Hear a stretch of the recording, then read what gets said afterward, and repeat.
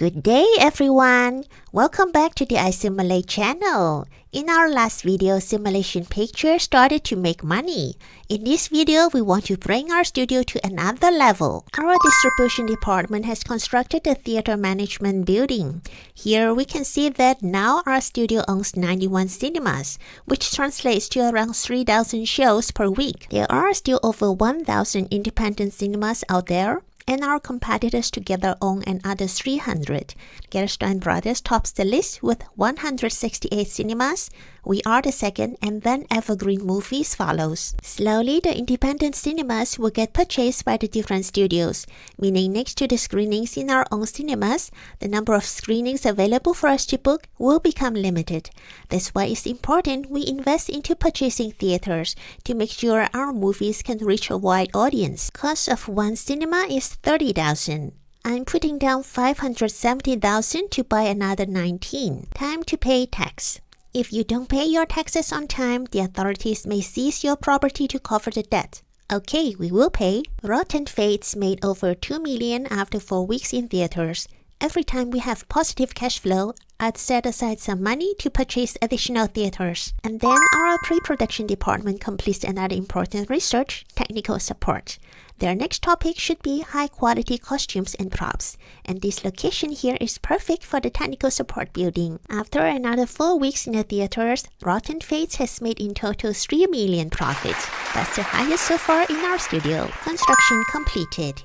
Our technical support team can start scouting the latest image and sound technology for us. We can buy the Sonotone Dominus for sound and the His Pro 35 for image. There is also the His Pro 35 Extra, which can be unlocked after meeting some conditions. A film shooting period exceeding 100 days and 5 films shot with His Pro 35 imaging technology. Problem in production. Our lead actor suddenly realized he's a whole head shorter than the actress playing his lover. Come on, how can this be a problem? Just stand on a chair. Okay, let's see. When you're really in love, size isn't the only thing that matters. Should it how it looks? Or we can put him in high heels, or find him a double, which we cannot since we don't have the required upgrade. My decision is high heels. Being a considerate person, I'll give Irving a watch to cheer him up. It's alright, high heels are not that bad. Our research group has finished upgrading Doppler.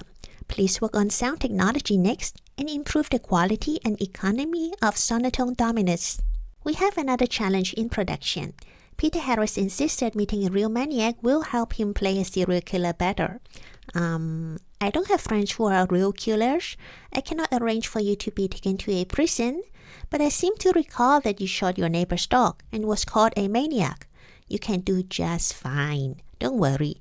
And how about a Silver Moon Chronos watch? There were some hiccups, but finally the movie about heroes in uniform can be released. The movie was a success.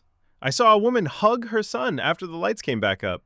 I'll bet she was thinking he'd make a fine policeman. You're welcome, Mr. Lambert. It's my pleasure to help the law enforcement. In this world, it's a must to know somebody in law enforcement. Otherwise, something like this will happen. If we are lucky, we'll only be losing some watches and cash. Things can be worse. Because police cars were blocking the road, Gabriel Rutkowski couldn't leave the studio on time and was late for an important meeting. In a fit of anger, he called the police officer in a cap and inexplicably took a revolver out of his glove compartment. In a panic, the police officer shot Gabriel Rutkowski in the knee.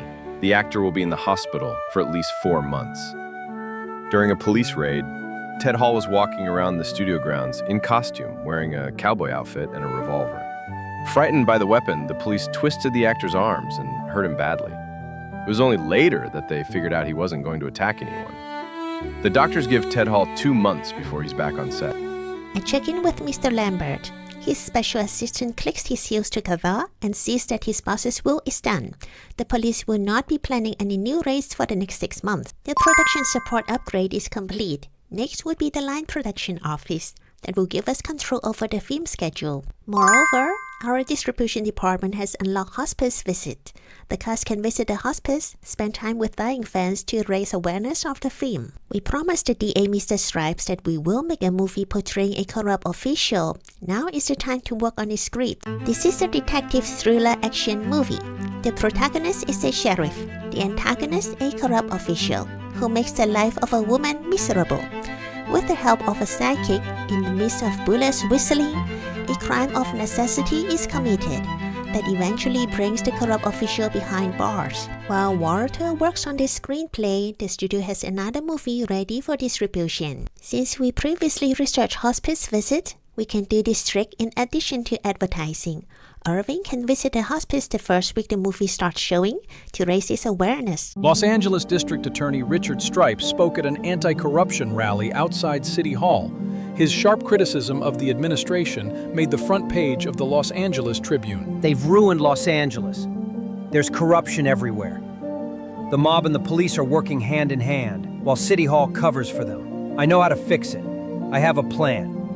But I can't do it as a district attorney. Political scientist Andrew Crook commented on the speech. Stripes clearly has big plans. We'll soon see him vaulting to the mayor's chair, I expect. Both the mayor and the DA are my friends. I need to stay neutral. Repair crew in the maintenance department is ready. Power plant research can start. Let's go through the conditions of our buildings. We can renovate the post-production building to restore its condition from 90% to 100%.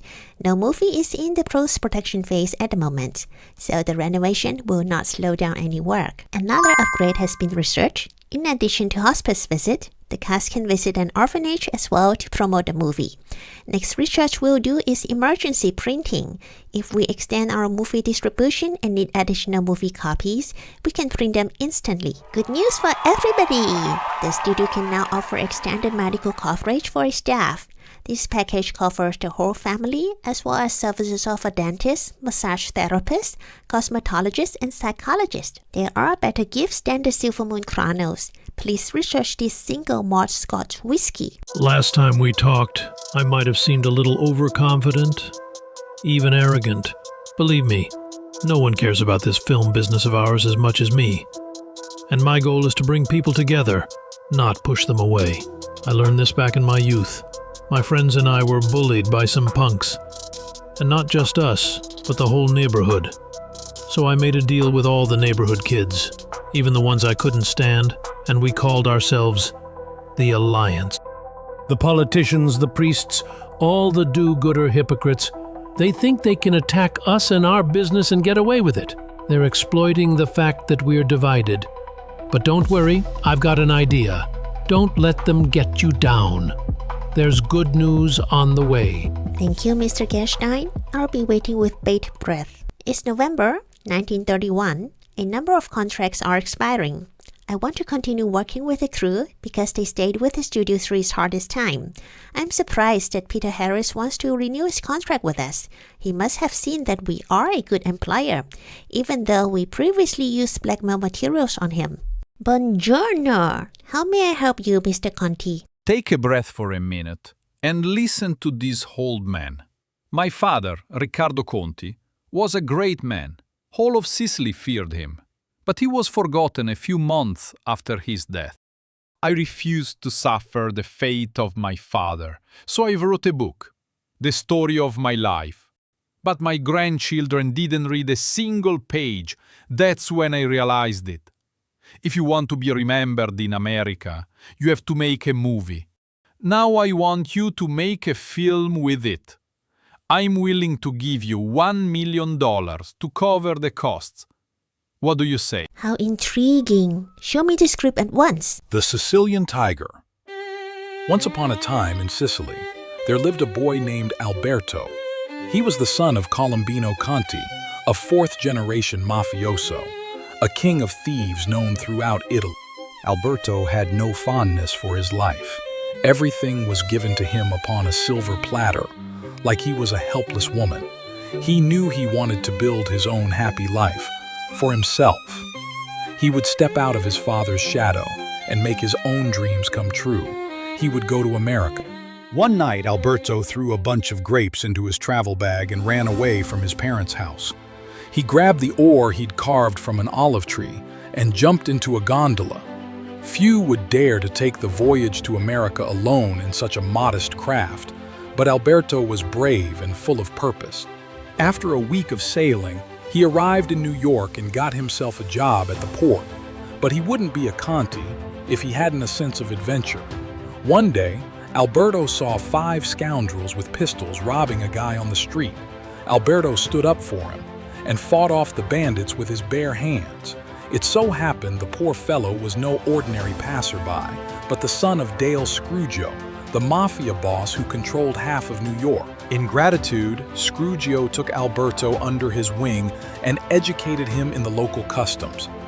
Over time, they started trusting him with the most delicate of tasks. Alberto proved himself strong, courageous, and quick-witted. Scrugio often said of Alberto, "It's a pity that my son isn't more like his friend." One day, at a city dance, Alberto met a girl named Charissa. Alberto liked her smile and invited her out for dinner. It wasn't until their third date that Alberto learned that Charissa was the daughter of none other than Benjamin Desmond, the head of the rival family, the one who controlled the other half of New York. But Alberto wasn't afraid of Charissa's father. He would not meet her secretly like a schoolboy. He wanted everyone to see that he and Charissa were in love. Desmond quickly learned of his daughter's adventures and became furious. He struck Charissa and growled through his teeth. "You will marry my business partner, Boncho Kruger, or you will die." At the next Mafia meeting, he delivered his competitor an ultimatum. "Scrugio, hand over your pup, Alberto, or you will regret it." But Scrugio would not betray Alberto. The boy had become even dearer to him than his own son. Instead, he hid the boy away in an abandoned house on the outskirts of the city. "You must leave this place forever and never return." Alberto nodded gratefully and hugged Scrugio goodbye. "Don't worry any more about Alberto," Scrugio said at his next meeting with Desmond. "I've taken care of him." To this, Desmond replied, "I hope that means you killed him. You know what I do to people who disappoint me." But Alberto couldn't live without his beloved and decided to take Charissa with him. He made his way to the Desmond estate and broke into the mansion. The guards were armed with blades, but his fists were all he needed.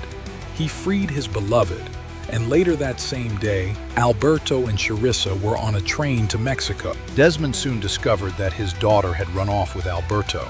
"Just as I thought," he hissed. "Scrugio tricked me. You have only yourself to blame, old man." Late that night, Desmond and 10 henchmen surrounded Dale Scrugio's house and opened fire with triple-barreled guns. A hail of bullets turned the guards to mincemeat, killed the servants and even Scrugio's son.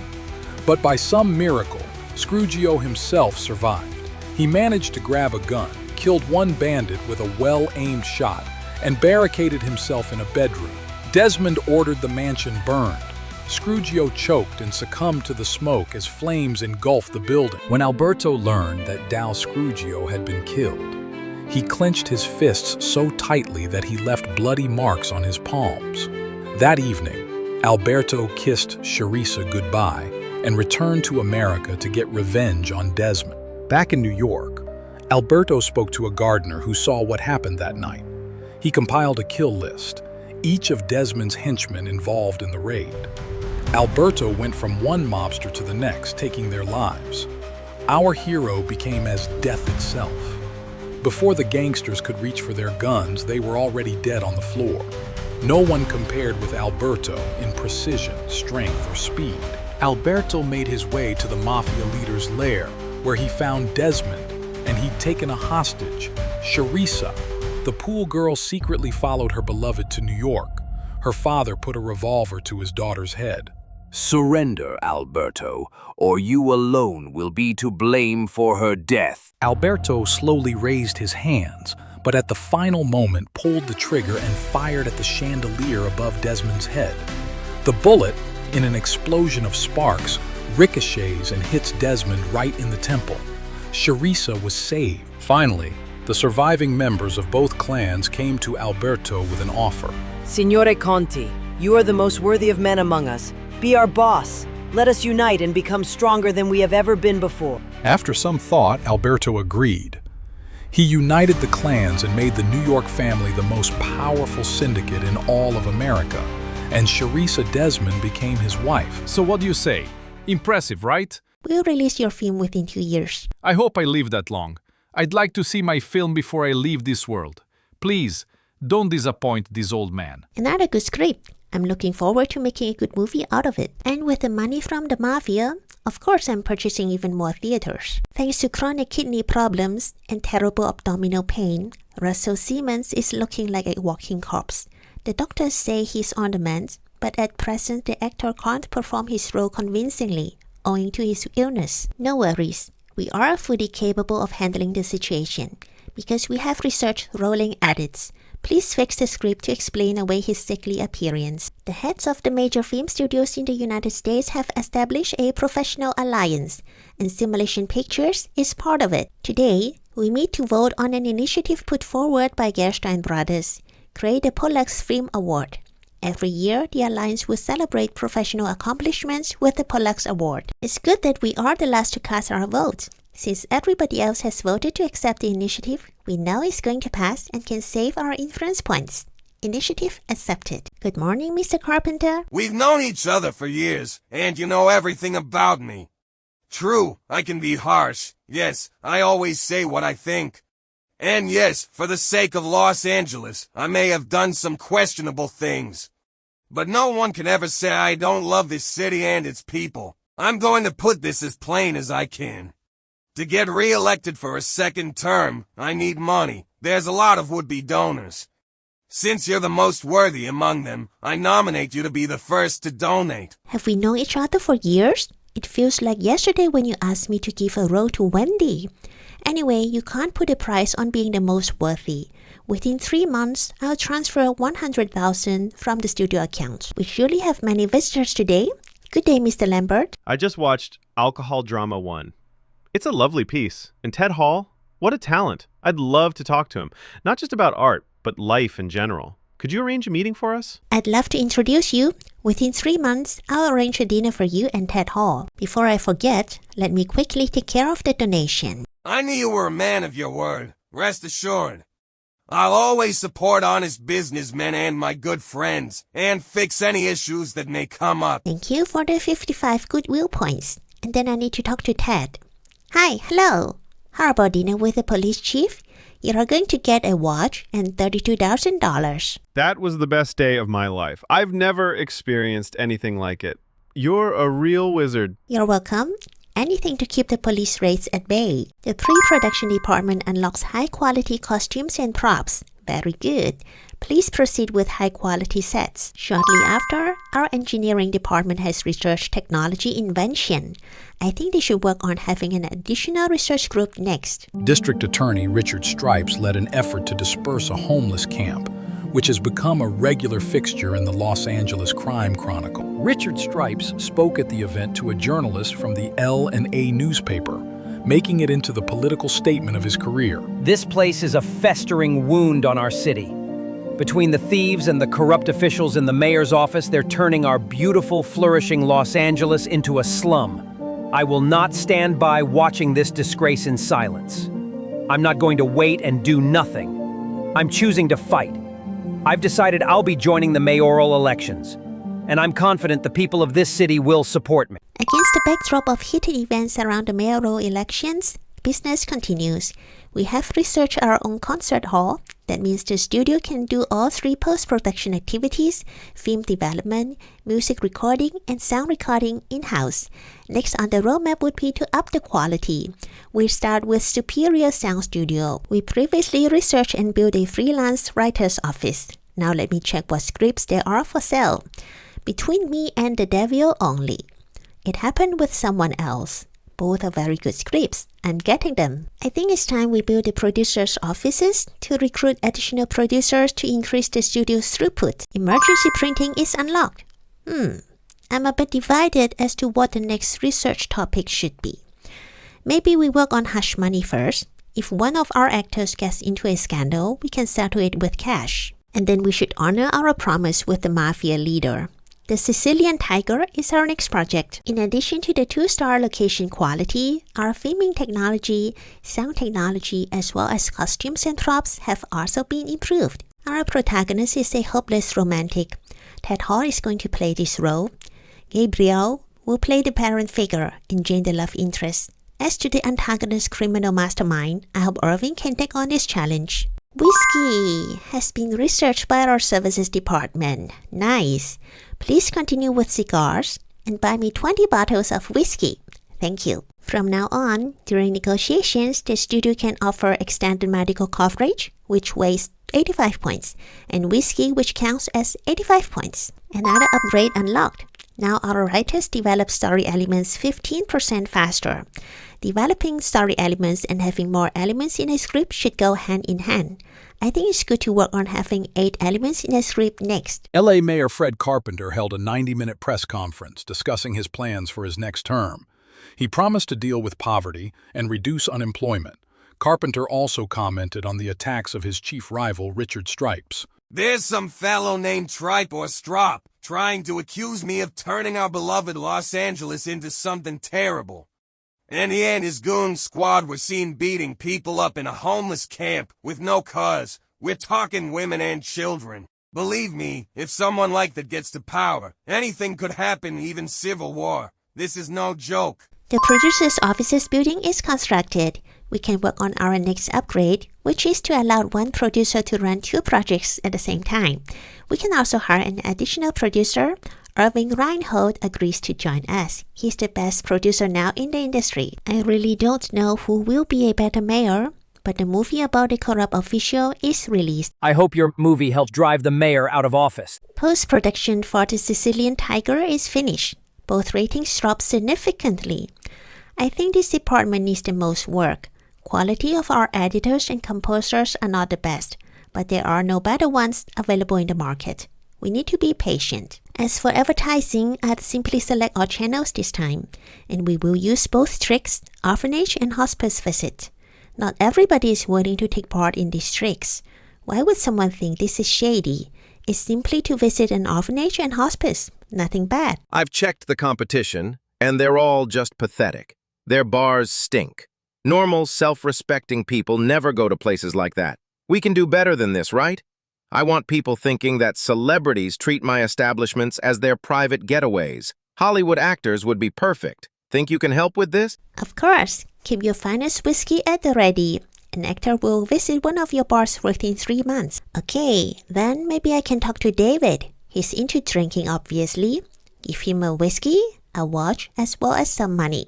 Thank you. The people were impressed when they saw a real celebrity walk into the bar. The word is out. My bar is home to Hollywood's stars. Our research group has upgraded Sonotone Dominus. We can now invent our own technology, but that will take a long time. Maybe work on upgrading Haze Pro 35 first. The trick worked. The event with Charlie Graham is all over the papers and causing quite a stir across America. Time to choose your path. You've overcome the initial hurdles and achieved your first successes. Now, even the skeptics have little doubt. You're in this business for the long haul. No more time playing around in the kiddie pool. Now you're ready to stand up, choose a direction, and move forward with confidence. Alright, let me see. Trash King. Even without reading further, I know I wouldn't pursue this path. Exploitation, grotesque characters, shoestring budgets, and plenty of blood, slime, and colorful sets. Forget our sense of proportion and so-called good taste. Shoot it fast, shoot a lot, shoot it fun. And let the pompous intellectuals squirm as much as they like. Nope, thank you. Behemoth. Make the movies everyone will see, and do it with style and flair. Impose your will on your friends and crush your enemies under your heel. Your studio will become a household name if your heady flag doesn't fall into vanity and ambition. The policy bonuses are quite nice. If a film's production budget exceeds 1 million, renting other people's theaters will cost half as much. Attendance for films with a commercial rating above 9 will fall off half as fast. Very tempting. Maybe I will make another playthrough choosing this path. Now, boutique. My personal preference. Uncover the true essence of cinema, experiment with form and content, resonate with sophisticated audiences, and try not to scare off everyone else. I especially like this policy bonus, being able to see the development ceiling of our actors, directors, producers, cinematographers, and screenwriters. Artistic rating is what our studio will aim for.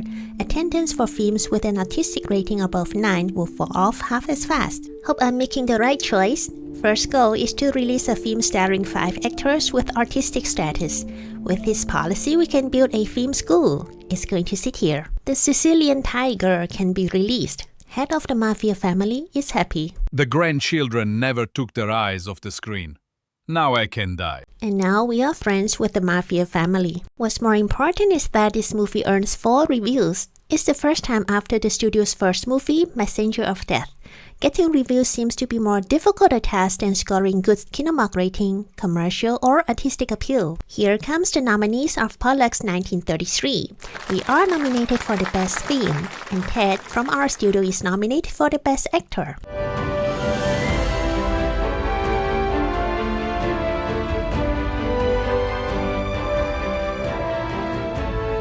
Welcome you to the first annual Pollux Award ceremony.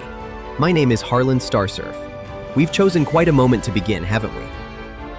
The people are angry. They're desperate.